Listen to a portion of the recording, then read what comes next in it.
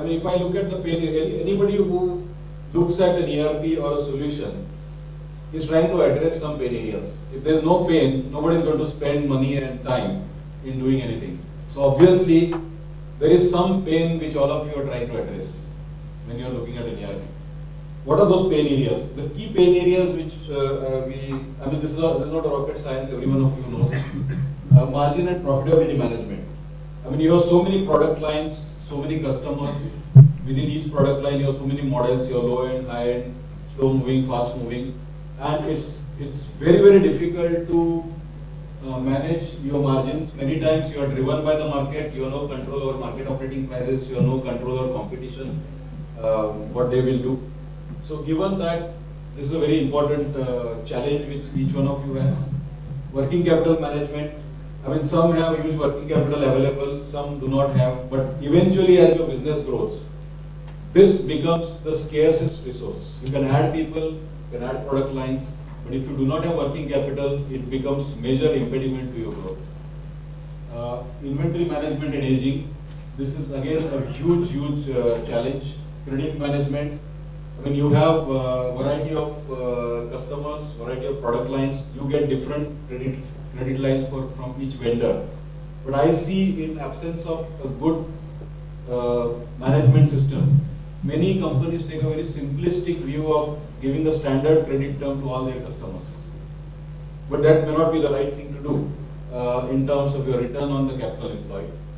Dynamic price matrix, procurement, more than the sales, like your timing of your purchase, what you purchase and how much you purchase. I think these are very, very important because it is in your hands. Whereas sales, most of the time, having purchased the stock, you can't sit on it. You have to liquidate because market is volatile. You cannot control the price in the operating price in the market. So what control you have is on buying. And if you put more brains in the buying process, your profitability can improve. So this is one challenge. And customers, vendor, rebates and scheme management. As your number of brands grow, and I have seen some of the sub-distributors having more number of brands than the national distributors. I have seen companies with 80 brands and they buy from so many places. Every brand you talk about is there in their portfolio. Given that, managing the rebate schemes for all those vendors, then there are distributor rebate schemes, ensuring that your sales and your product managers are focused on meeting all those parameters and you filing the claims in time with all the documentation required is a nightmare. And sometimes humanly impossible, so there is always a leakage. You may not be even aware that you have probably not filed claims for 2 lakhs, or you have filed but vendor has rejected because of incomplete documentation, or they did not receive your claims or whatever. Somebody selling the same product has a different kind of customer mix. As Paras was saying that when Redington started, it used to only sell to sub-distributors. It had a depth model instead of a breadth model. So it used to do huge transactions with very few partners, very less margin, but cash collection, rotation, and X warehouse delivery. Now that business and somebody who sells to many more partners, give deliveries and give more credit, but small transactions. Outwardly the business looks similar, but the challenges are so different, completely different. Another example I can give you, which is very live, which I experienced, is the way organizations are structured. When some companies have made branch as a profit center, and branch manager has complete authority to decide what stock to order, at what price to sell, to whom to sell. And they are incentivized on the profitability of the branch. There is a transfer pricing which is agreed between head office and the branch. So the complete way of decision making, the workflow, authority matrix is completely different compared to another organization doing exactly similar business, but product managers take all the pricing decisions. Every exception comes for their approval, and the field guys are gold on the sales, and they are incentivized on the sales. The challenges are completely different, and that is where the skill in terms of mapping the ERP solution comes in. I mean, if you just put the ERP and a standard ERP with a standard way of doing things, even within distribution, it's not going to work. It needs to be fine-tuned to the way in which the organization is structured, the customer segment which they address, What is the authority matrix? How are they evaluating their employees? How they are incentivizing the employees? What is the credit being given by the vendor? So there are many of those aspects. And this is, do you agree with me on this? I mean, the approach required in each company is very different. The solution which we are talking about, where we have put in a lot of distribution specific functionalities which we have learned over a period of time, it's fully integrated across all the functional areas of business. It does not leave anything outside, including payroll. Flexibility will define price at customer and customer group level. Now, the distribution today has become like a stock market where there is no standard price. Most of the times, everyone does shopping around. We'll call 3-4. When you're buying, you're calling 3-4 distributors. Whoever gives the best on that day, you will place the order, right? But there are certain businesses which are vendor controlled, where there is a specific price defined. So this provides for all those varieties. You cannot standardize on your pricing the way the system should handle price across all product lines. It is specific to certain product lines.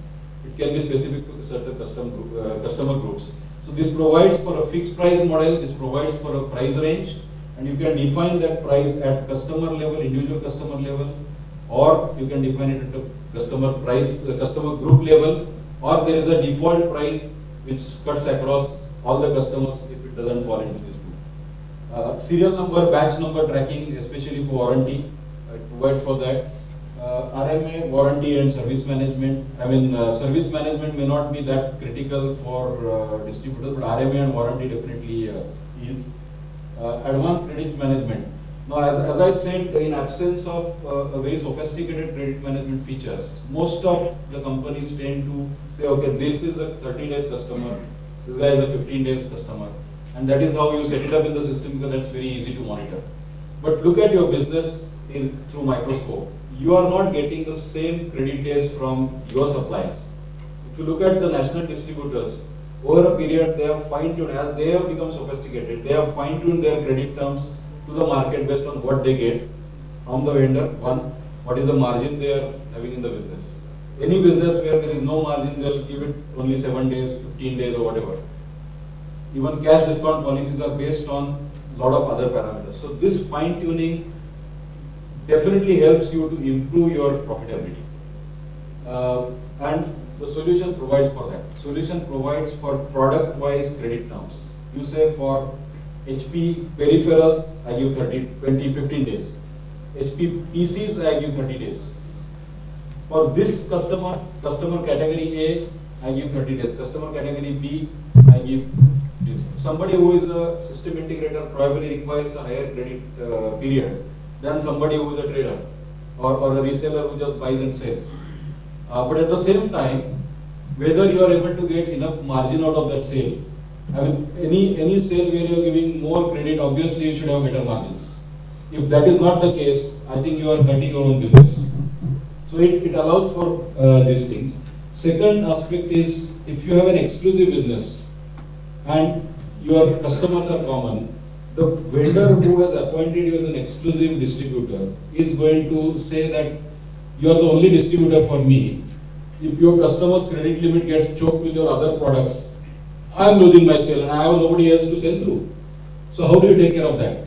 So it allows you to reserve a credit limit for a particular product line. You say the overall credit limit given to a customer is say 10 lakhs, but out of which 2 lakhs is reserved for this particular product line. It will not be, unless there is a special approval and exception which is approved in the system, it will not allow you to take that. So these are some of the sophisticated features which have been built, which help you.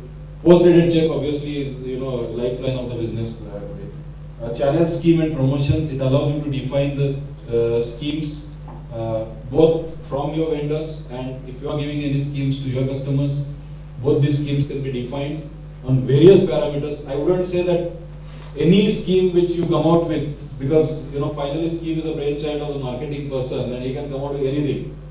Tomorrow he says between 5th to 7th, you sell this product 5 quantities, you will get so much. I mean, this kind of very specific schemes may not be out of the box, but almost 85 to 90% of the schemes can fit into the system. Remaining, either you can manage manually or some tweaking needs to be done to address those. So these are some features. The cash flow management, which is another very important requirement. Many times you can get your cash flows out of your books of accounts by looking at your accounts receivable days. I mean, when the money is going to come based on your accounts receivable, and when your payments are falling due to your suppliers based on the due dates. That gives you what is there in the system.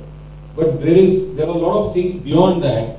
For example, system doesn't capture that you have a salary day tomorrow, or there is a customer who is going to buy on cash 5 lakhs worth of material tomorrow, or you are going to buy something on cash tomorrow. These are the things which are not captured in the system, in the accounting books. But the solution provides you to capture this offline, and that information and the accounting information in the books is merged together to give you a projected cash flow, which is very accurate. You can also put down your expenses, like when is the electricity bill due, when is your telephone bill due. These are the things which you can put in here. Work with multi-companies. The same software can be used for creating multiple entities. I don't know how many of you have multiple companies, but probably this is important for companies which operate in multiple countries, or they have one retail organization, one distribution organization, and you want to consolidate the financials. Multiple currencies and multiple locations. Brand-wise profitability. Here I am not talking about the transaction-wise profitability alone, which Paras was referring to. That's a very basic requirement. But you have even overheads. I mean, overheads, if you do not allocate properly, you can get a very misleading picture of your business. And I have seen most of the distribution companies look at, this is my sales, this is my cost of goods sold, this is my gross margin, is my overall GP at the company level enough to cover up my monthly costs? That's the broad equation with which everyone goes. But if you really look at your brand-wise or product line-wise profitability, it may be that 20% or 30% of your product lines are negative. And if you address those, straight away your average goes up. So it's not good enough to look at overall profitability. You need to finally go down to your product lines, because product lines are driven by the vendors, and vendors drive a lot of parameters in the ecosystems which dictate the margins of the partners.